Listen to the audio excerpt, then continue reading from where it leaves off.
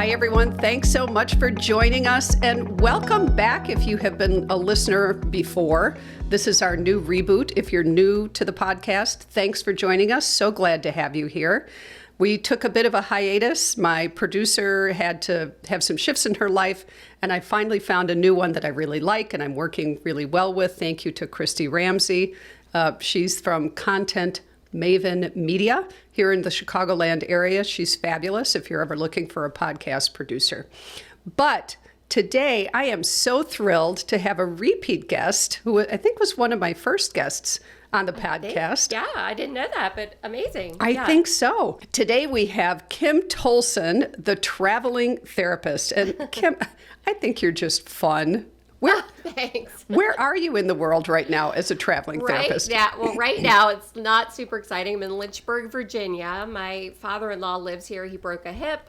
So we are here helping with that. But that's part of being digital nomads. We can live anywhere. So that's super convenient right now that we could just kind of pick up and come up here and help them out and all of that. Yeah. Oh, I bet they appreciate that a lot. Yes. And how great for you. That's kind of the point of your practice is you can work from anywhere. Exactly. Yep. That's great. Literally anywhere. Wonderful. Well, let me tell everyone about you. And Kym has, you do several things. And we were just talking before I hit record that Kym's going to come back and talk to us about AI, which I'm super stoked about. But today we're talking about billing because it's top of mind for a lot of people. So let me tell you about Kym Tolson. As a therapist turned digital nomad, which I love, she's transitioned her passion for travel into an exhilarating lifestyle, living in Airbnbs across the globe. Her journey has led her to create Bill Like a Boss, a thriving community where insurance-based therapists can learn and elevate their practices. Additionally, she's curated a unique membership called the Traveling Therapist Membership. Check it out, folks. You just Google the Traveling Therapist Membership, and we'll have it in the show notes, designed to support therapists juggling work and travel. And recently, she integrated AI, artificial intelligence, into every aspect of her business. I cannot wait to hear about that, too. Yeah. Right? I'm obsessed with AI. Right? I have a feeling I will be as well. Revolutionizing the way she works and interacts with her clients. This exciting development has led to the creation of the Clinical AI Club, a platform dedicated to exploring the intersection of AI and running private practice. Cannot wait. Here we delve into the potential of AI in enhancing therapeutic practices, offering a space for therapists to learn, grow, and adapt to the evolving digital landscape. She is thrilled to guide us in embracing our dreams and making a positive impact no matter where in the world we may be. Let's embark on this incredible adventure together. I love that. Welcome back, Kym. So wonderful to have you here. Thanks for asking me. Yes. So, there are so many things we could talk about. And today, thank you for agreeing to come and talk to us a bit about just some current trends in billing. So maybe just tell people a little bit about your journey. How did you become the traveling therapist? And then we can talk about billing. Yeah. Okay. So the traveling therapist, basically I was taking like 8 weeks of vacation a year. So I was like going on vacation, coming back, cramming in a ton of clients, going on vacation, coming back. So I was like super burned out, right? And this was in 2017. And then I realized you could be an online therapist, something that was not on my radar at all. And I was like, oh my gosh, okay, I'm going to figure out how to make this work. So I took my practice online. And then in 2020, we decided we were going to become digital nomads and just, sell everything. And we moved to Hollywood, Florida to start. We're like, we'll just check it out, see what we think. And then the pandemic hit, of course. So we got kind of grounded down in Florida, which was not a bad place. We were oceanfront, South Florida. It was beautiful. And then it was February 2nd, 2022, we really went all in with digital nomadism. We no longer rented an apartment anymore, anything like that. We have a storage unit and we just literally live in Airbnbs. We've been all over the place. I think we've lived in like 120 Airbnbs in the last 2 years, something crazy like that. And, we're not tired of it. We love it so much. We start to get that kind of itch in about 2 or 3 weeks. It's like, all right, it's time to go to a new town. And we've been back and forth across the country like 3 or 4 times now, hitting all these different little towns and places and out of the country. And we were going to go to Europe, but like I said in the beginning, family issues, has kind of kept us here. But it's all in the works, and we'll be doing it down the road. It's just exciting because we have super flexible lifestyles. We both work online, thank goodness, and it's just been amazing. Oh my gosh, that sounds like a dream. Yes. And you know So what? fun. Right, you had a vision of what you wanted your life to look like, and you made it happen. And I love that. Exactly. Right, when I'm doing consulting with people, I say, what is your big dream? Like, really let yourself dream. What would you like your life to look like? Exactly. And you did it. And that's the whole point. I started the Traveling Therapist podcast, and the whole point of that message is you can be any kind of clinician you want to be. You decide, like you just said, what you want to be, and then build your practice around that. Your business, if you have multiple income streams, build it around how you want to be living your lifestyle. That's the most important thing to me. Yeah. That's great. So what are your folks, we will get to billing today, but what are your other income streams? Because if the pandemic taught us nothing else, I mean, I think we learned a lot of things that we maybe didn't want to know, but this is a really useful one for therapists. What are other income streams that really work for you? Oh my gosh. Okay, so I know I have over 20, so I'm not going to name them all, but yeah, I have a lot of passive and a lot of like active that I need to be really involved in. So I have 2 memberships. One is Bill Like a Boss. One is the Clinical AI Club. I did have the Traveling Therapist membership, but I actually pulled that down. That's in my bio. I pulled it down. I'm revamping that. So membership models, subscription models where I'm offering a ton of value, like mass scale, and having people pay a monthly membership fee for that.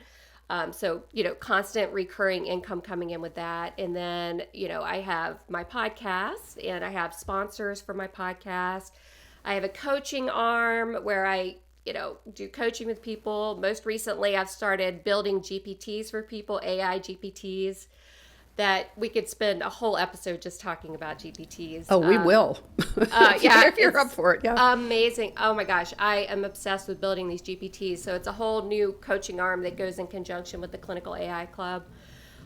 Yeah, I could go on. I have courses that I've written about multi-state, how to be a multi-state therapist, expand your practice. I co-authored that with another therapist. So tons of courses like that. All of it just sitting on my website, just bringing in income for me, but also tons of value to therapists that want to do billing or AI or become a nomadic therapist. All of that, and it comes together to just like this really cool lifestyle that you're living that is exactly what you want to do, and you're using AI to make it more efficient. And if you're taking insurance, how to make that more efficient too. So, yeah. Oh my gosh, just amazing. I mean, thank you. This is what I think like the therapist world needs to know. How do we diversify? That could be a whole nother episode. I'm just going to monopolize all your time, Kym. Okay, let's just book me on for the next 6 weeks. I know, right? That's it, exactly. I love it. That's great. Well, I did invite you today and set you up for some billing questions. So yes. Now that sounds not so interesting compared to all this other stuff. But folks, billing's boring. Billing's boring, but I guess we have to do it. So we'll talk a bit about that today, but perhaps we can have you back, a few times. Sure. You'll be a regular recurring guest. That's great. Thank you. I love that. Yes. Thank you. And folks, I will tell you how to connect with Kym at the end. So, all right. So let's just dive into everybody's favorite topic, right? How do we get paid, right? And it's only gotten more complicated. I mean, I certainly remember the years of, I used to do all the billing for our practice. Yeah. I kid you not. And, there were maybe 12 of us, and I could do it pretty easily. And I mean, I think what I've discovered with you is billing is not that complicated. What gets complicated is when things go wrong from the insurance company's end. So what are you seeing right now? And because I think you're really deep into this, what are some current trends in billing that you're noticing? Yeah, so before we hit record, you and I were already touching on it a little bit. And the biggest thing right now is this prepayment review process that's starting to happen. I've seen it with Optum. I'm not sure if you're seeing it with just Optum or any other insurance companies, but what they're trying to do now is the client contacts you, you verify benefits. Yes, I can see you, I'm in network. And really it's happening with a lot of out-of-network providers too. So I'm out of network too. And then they're coming in, they're having an appointment with you. They have out-of-network benefits, in-network benefits, and then the insurance company sends something to the client and the clinician and says, hey, actually, we're not going to pay for this yet because we want a pre-payment review. We want to make sure that you're, appropriate for this practice, that the modalities they're going to be using for you are going to be, evidence-based modalities, which gets into another trend, value-based billing that's coming up. We want to make sure they're using specific measures to evaluate your progress, all of this stuff. So they want to see that up front now before they'll even pay for the sessions. And I'm curious, Margo, you said you're seeing this, so I'd love even to hear like what you're seeing in your practice and how you guys are even handling it, because I work with the whole country, but I'm seeing mostly New York, and the Illinois area is really seeing this a lot right now. So I'd love to hear actually your perspective on it too. Like, what's happening? Sure. Are you getting paid, Well, it just hit, and I belong on a committee for the Illinois Psychological Association's, the Healthcare Reimbursement Committee. And I'm not speaking on behalf of that committee. I'm just saying, so I have the ability to hear what's happening around me outside of just my own practice, which is really useful, and to try to figure out some ways to help people get those problems solved who are members of the association. So what we've seen so far, it just hit us, and I think maybe because we're a bigger practice, we tend to be the first in line when these things hit the Illinois area. So we just one day we got 8 requests for prepayment. And from what I understand, so they requested the whole record. They want all the clinical notes. They want all the billing records, anything that's in there. And they want to compare those two. From the sound of it, they are not going to pay us until that process is done. And that can take weeks and weeks and weeks. And this is just 45 days, I've heard. Oh, okay. 45 days, I've heard. Yeah, okay. Even sometimes it'll say 45 days, which, I think you were just getting ready to probably say this, it's insanity, really, because it's like within 45 days, you've seen that client how many times? Right. Right. Especially out of network, right? Clients, like they're expecting to get reimbursed. They're paying out of pocket full fee, to the clinician. They can't afford that. They're not planning that way. They're planning to have their out-of-network benefits kick in, at least pay 20, 80% sometimes, depending on the insurance company. So what happens 45 days in when the insurance company comes back and says, actually, we don't think this is going to work out, And then the clinician has been paid probably if they're out-of-network, but if they're in-network and this is happening, they're not going to get paid for that. The client's not going to get reimbursed. The client's going to drop out of treatment. And I just can't even literally believe this is happening in this day and age. It just feels like another barrier to mental health care. And it's infuriating. Exactly. To me that this is happening. It's like, it just blows my mind. Did you hear the piece or read the piece about, I think ProPublica did a piece on insurance and how difficult insurance companies are making it with some things like this. So exactly. Yeah, we'll put that in the show notes too, folks, in case you missed that article. But great work, ProPublica, I have to say. So what do you suggest people do? Advocacy. It sounds like you're on a board of sorts that maybe is advocating for insurance reimbursement. I don't know exactly what all you guys do, but reaching out to the NASW, reaching out to, if you're an LPC, your LPC board, local chapters, reaching out and saying, what are you guys doing about this? You're here to advocate for us with this stuff. So get working on it. This is just, it's not okay for mental health care to have this level of oversight before you can even get paid for it. It's so crazy, because how are therapists going to live? Clients are going to drop out of treatment, and it's infuriating to me, really. So advocacy efforts, I think is all we can really do with it, Making sure you follow up, if you haven't heard anything, because that's the other thing insurance companies do. They say 45 days, but then you still won't hear anything, so making sure you mark your calendar to really have your billing team, whoever's handling your billing, or if you're just a solopreneur and you're doing it on your own, just making sure you're really staying on top of that stuff to follow up on these claims that haven't been paid yet. Because you've got to watch your bottom line, which I hate to say, but you can't keep seeing a client that you're not going to get paid for, which is terrible to say, but it's true. It is terrible. And it puts therapists in this position where we have to make those decisions. And then people feel like mercenaries, like, oh my gosh, it just feels terrible. So yeah, I'm telling you, when I saw that it arrived, I thought, oh, now here it comes. Here it fricking comes, because we've been through this before.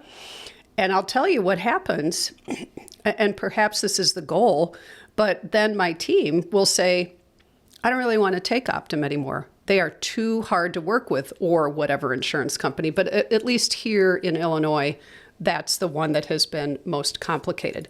But to your point, I mean, I think we're seeing some shifts. I've been in the field for, a few decades, and so have seen many trends come and go. I got in the field just as managed care was hatching in the 80s, and so it has gotten more and more complicated. Some things are better. When I was first in private practice, it was very typical for insurance companies to allow 26 sessions a year. So you got about 6 months.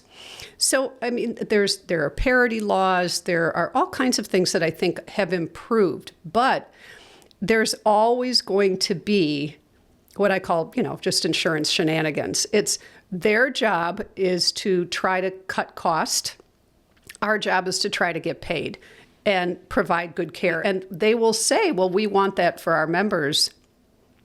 The proof is in the pudding, folks. So if you're at Optum out there, please pay us, for crying out loud. So what would you suggest for people? I mean, we can't, there's not, I think advocacy is a great idea, and definitely the Illinois Psychological Association, I know, and American Psychological Association are advocating and are doing what they can. And these are membership organizations against these behemoth companies that have incredibly deep pockets where, the budgets aren't quite there for the associations, and it's volunteers often who are trying to do this work. So we're working on it here in Illinois, but it's what it is. So I love that idea, folks. Please get active. Don't be passive. And also, yes, contact your association, and don't just say, what are you doing for me? Saying, how can I help? Say, yes, how can I help? Right? These things we can't do much about right this moment. But you did mention value-based care. Can you speak a bit to that? Because, boy, that seems to be coming down the pike. Yeah, I mean, that's another trend that we're seeing. So basically, this is another tactic of the insurance companies. They are trying to really hone in on measures and be very specific about, we want to see that the work you're doing is paying off, like they want to be able to quantify it, basically. So they're getting really specific around using measures like the PHQ-9, the NDQ, these brief assessments that, they're wanting you to do every single session with a client and show that, yes, they started out with an 8 on this anxiety scale and now they're at a 2. And here's the interventions that you use specifically to get them to that. So, having these measures in place, but also incorporating it into your treatment plan. Like, yes, I'm using the PHQ-9 every single session and I'm monitoring anxiety levels, blah, blah, blah, using different assessments for different things that you're monitoring. And then they're just wanting to totally evaluate that and be on top of that stuff all the time. And it's getting more and more critical to have that tied into the documentation, showing that they're actually improving with measures over time. So, and you've got to be documenting this stuff now. That's how you get ahead of it now. Make sure that you've already got that stuff in place before they start coming around trying to audit you based on outcome measures. Thank you for that. That's critical. The tricky thing about that, as we know, now, I mean, let me just say this. If I had, let's say, a roofer coming to my house, right, and they were on the roof and they said, well, I think it'll take this long to do the job, and they're still there and they're still there. And I'm like, what are you doing up there? I get the concept of we are paying you for a service on behalf of our members, says insurance company. We would like to see that what you're doing is best practices, it's evidence-based, which we could talk all day about evidence-based practice. I mean, that's a whole nother, right?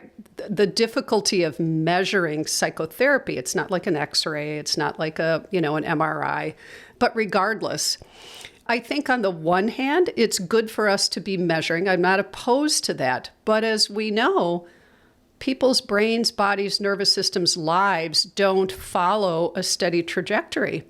And things happen, and people will get worse before they get better. And so your scores are going to look lousy. And like, what are you doing? Why is your client in this horrible state? Because you're now unpacking their trauma, So what would you suggest for people in that vein? Just document,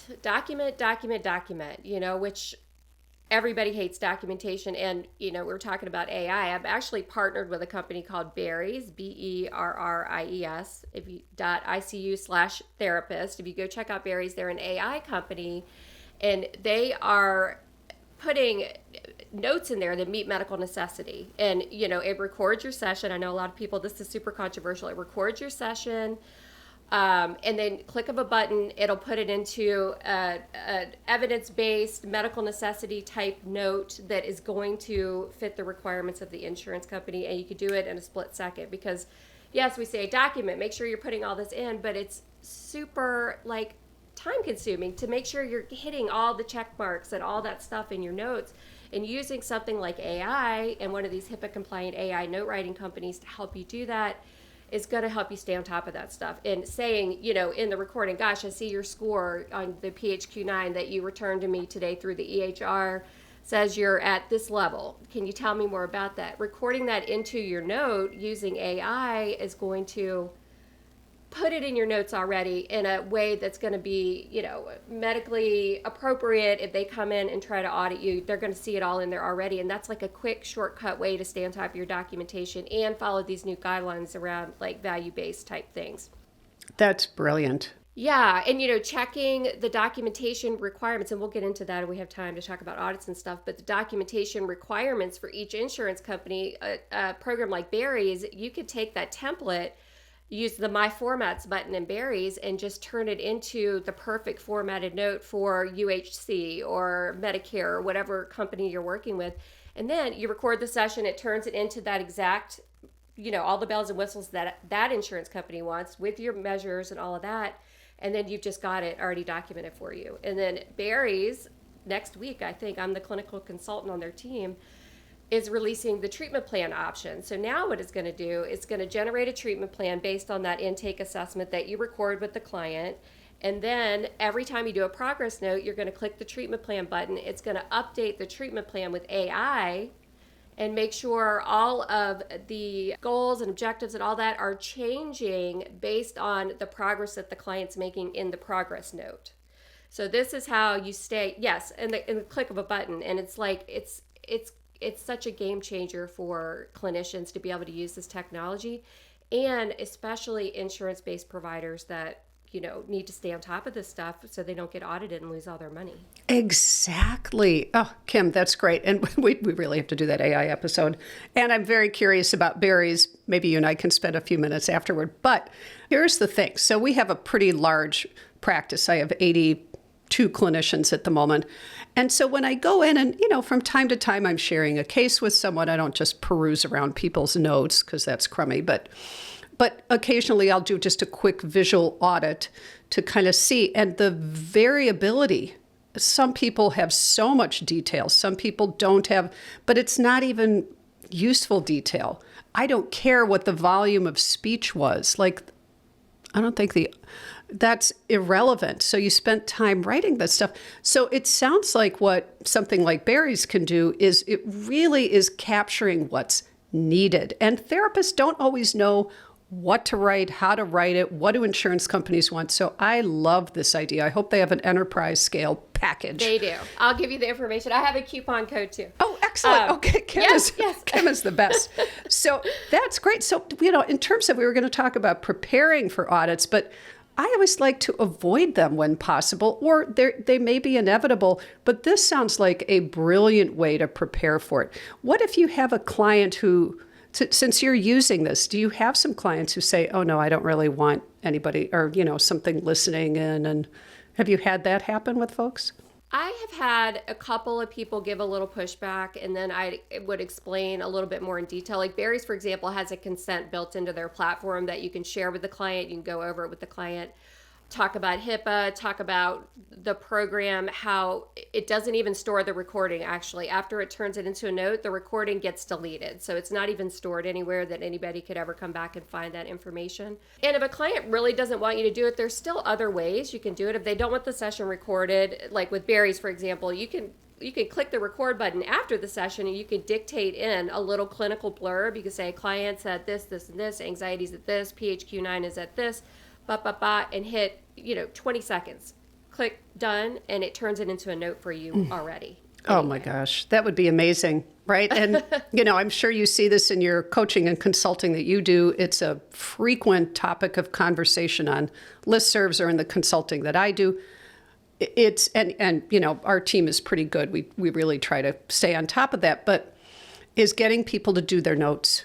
And so this way it's just done because we don't bill till the notes are done, period. We just can't. Otherwise, it's just therapists, as you said, we all hate it, but we have to do it. So this just could be such a nice, easy way. So just to rewind for a moment, you mentioned the PHQ-9. So folks who aren't familiar with what measures can be out there, we use Simple Practice and we have you can upload a bunch of, measures that you want. What would you say are the top 3 or 5 that people ought to know about and ought to be using with their clients, and how frequently? That's a good question. I mean, I use the PHQ-9 and the MDQ mainly. That's all I use. Most EHRs have them built in based on your specific modality that you use. There's like the MAST, I'm trying to think of some, the MAST, the CAGE, the PHQ-9, the MDQ. Like Beck's, are those good enough? Beck depression and so Beck's depression scale. Yep, thanks. I couldn't think of them off the top of my head. That's okay. Yeah, I spoke with a reviewer. I have a client who has treatment-resistant depression. And she had a Medicare Advantage plan, everyone's least favorite right now, because they are doing a lot of audits, which folks, the audits that they're doing they're not auditing you, therapists, they are auditing the insurance company. Right. So just to keep that in mind, everybody hates the audit process, but these are loss prevention is what they're calling them. But so I spoke with this guy because I was seeing this client twice a week. I mean, horrible treatment-resistant depression, and she's tried ECT, she's tried everything. And he was giving me some pushback and essentially was saying, well, what are you measuring? How do you know if she's getting better? Well, fortunately, I happen to be doing the PHQ-9 and a GAD frequently. And so I was able to demonstrate that it was going down a bit, but she still is really depressed. I mean, that hasn't vanished. She's, so anyway, but what he said to me, and folks, I think this is really the point. I said, well, what measures are you wanting us to use? And he said, right now, just measure anything. Pick your favorite measure that's quick that you can use from your EHR. Just measure anything. So folks, highly recommend. Again, we don't like to do it, but we must. Do it, we must, right? So that's great. So for the coming year, Kym, so we've talked about value-based care. That's coming down the pike. Maybe the use of AI. Have you heard anything about, will insurance companies somehow potentially object to the use of AI? Could they do that? Is that within their purview? What else do we see coming? It's so interesting what's happening. I mean, I think a lot of the different licensing entities are trying to even get their heads wrapped around AI right now. Right, yeah, true. Yeah, I did a webinar with the LPC Community Association in North Carolina just talking about this stuff, and LPCs have, established a code of ethics around AI. So it's like getting consent, explaining bias that can happen with using different AIs, making sure obviously you're using a HIPAA compliant platform if you're going to be putting any PHI into a system, that sort of thing. But I think it's still up in the air. I tell people, check in with your own licensing board in your own state, because as we know, every state has different, things that they want you to follow as far as your licensing goes. So make sure that you check into that and just stay up to date. Just put, some Google alerts in, so you get alerted like AI and mental health or AI and private practice, that sort of thing. Put those Google alerts in so you're up to date with it too. My podcast, Run Your Private Practice with AI, I try to stay up to date with that stuff. As I find new stuff, I'm giving that information out too. So it's such a quickly evolving thing. I think you just have to pay attention right now to see what happens with it, really. Okay, that's great advice. And yes, please check out Kym's podcast. I think that could be really, really beneficial for folks. Anything else you see coming down the pike potentially in 2025? If any of us had, my crystal ball works as well as yours does, but I think you're you're kind of immersed in some of these spaces. Anything else that people need to be aware of in addition to what we've covered? I mean, I think right now we're all like keeping our eye on Medicare around telehealth right now. There is something on the books with Medicare right now that's still being suppressed because of COVID and all of that. They're still suppressing it, but it's basically a rule that you have to have a face-to-face with a client, and then 6 months of face-to-face is sort of the regulations that they've got in place right now. So everyone is lobbying against this because pandemic, right? I'm licensed in the state of Virginia. I could have Medicare people all over the state of Virginia. How am I going to see them? Now, there is a caveat built in that if it's a hardship on the client for a number of reasons, and I don't have the list in front of me, but like, transportation, medical, all of that stuff, if it's a hardship for them, you can like do a waiver that you're not going to have to do these like in-person sessions.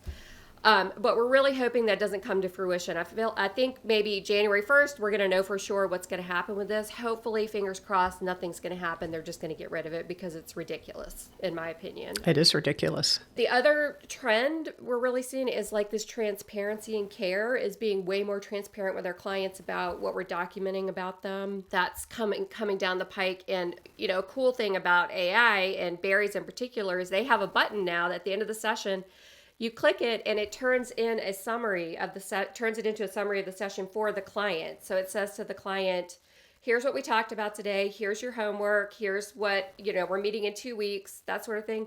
You click the button, their email goes in and it sends it right off to them. So they have transparency in their care. This is your plan that we're working on. This is what the goal is for this week. This is what we're going to do next week based on your treatment plan.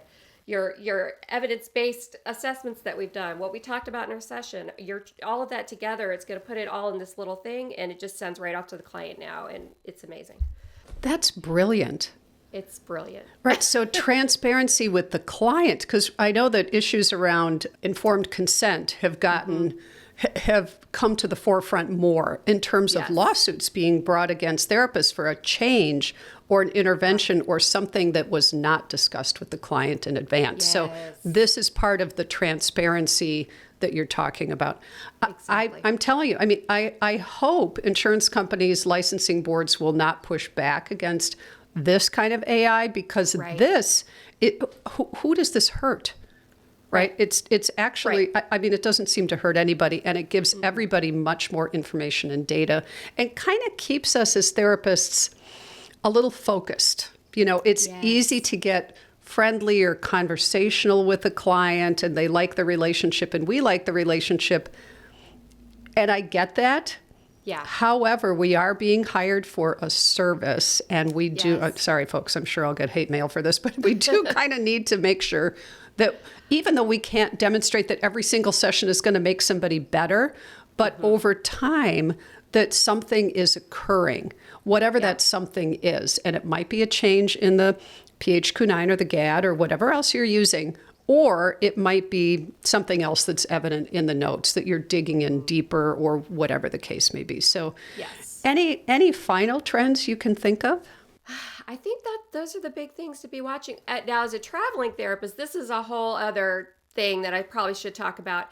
Blue Cross Blue Shield specifically is starting to issue basically a contract change that says the clinician needs to be located in the state of licensure 183 days out of the year if they want to be credentialed in that state to be able to see their clients. So for traveling therapists, this is a nightmare, right? Because a lot of the people in my traveling therapist Facebook group, they live in Spain. They're not they have an address in the United States, but they're not going to be back physically in the state. So we have heard about people losing their credentialing, specifically with Blue Cross Blue Shield. A lot of the EHRs are now issuing statements that if you're outside of the country and using their HIPAA compliant platforms, that it's not technically HIPAA compliant if you're outside of the United States. So read your contracts if you want to be a traveling therapist, or if you're even multi-state. It's still up in the air. Okay, so what if you're licensed in 4 states and you take Blue Cross Blue Shield? How are you going to be in each state 183 days out of the year? It doesn't even make any sense. And I don't want to freak people out. This is just a few Blue Cross Blue Shields. I definitely know California's doing it. I think North Carolina's doing it, and a few other states. I can't think of all of them off the top of my head, but read your contract, especially if you're doing something like I'm doing where you're traveling around. For your EHR, for any billing platform that you're using. Alma, that's just another example. Alma used to sponsor the Traveling Therapist podcast, and they supported the Traveling Therapist lifestyle. But about a month ago, they issued a statement that you can no longer be outside of the country using Alma's platform to see your clients. Wow. It's a CYA kind of thing, and I think it's kind of like, I don't like to really say this, but it like, don't ask, don't tell kind of thing, but this is the policy sort of thing. But Headway, for example, if you complete a session now, it wants you to check a box where you're located at the time of the session when you write that note. When you finalize the billing and send it off, you have to verify and authenticate where you're sitting at the time of the session. So, of course, people use VPNs and who knows where you are, but that's getting more and more important. Like Simple Practice, for example, when you sign your note, it puts your IP address, which tells where your location is. So, if insurance companies are going to start trying to manage that stuff, where the clinician's located, even though your licensing board doesn't care, if the insurance company's going to start, you've got to also pay attention to that as well, on top of what your licensing board says about where you're located at the time of the session. Wow. That's a biggie because, so certainly for psychologists, we have something called PsyPact, which is a multi-state pact where I can see people, all over the place if they're a PsyPact state. And I think NASW and the, counseling associations all are trying to do the same thing. The Counseling Association was blocked in Illinois because the concern is with the advent of the corporatization of healthcare, and particularly with mental health, we have legislators in Illinois who are saying we do not want this, because then that just opens it up for these corporate entities to be able to see clients all over the place, and there's no oversight, there's no care, not good care, blah, blah, blah, blah. I'm, obviously paraphrasing, but so it's definitely evolving, but that's great information to have. Kym, I feel like I could sit here with you all day. I have so many questions. Yeah. Please come back and talk to us more. Definitely. This is really helpful stuff, and you're so dialed into what's happening out there.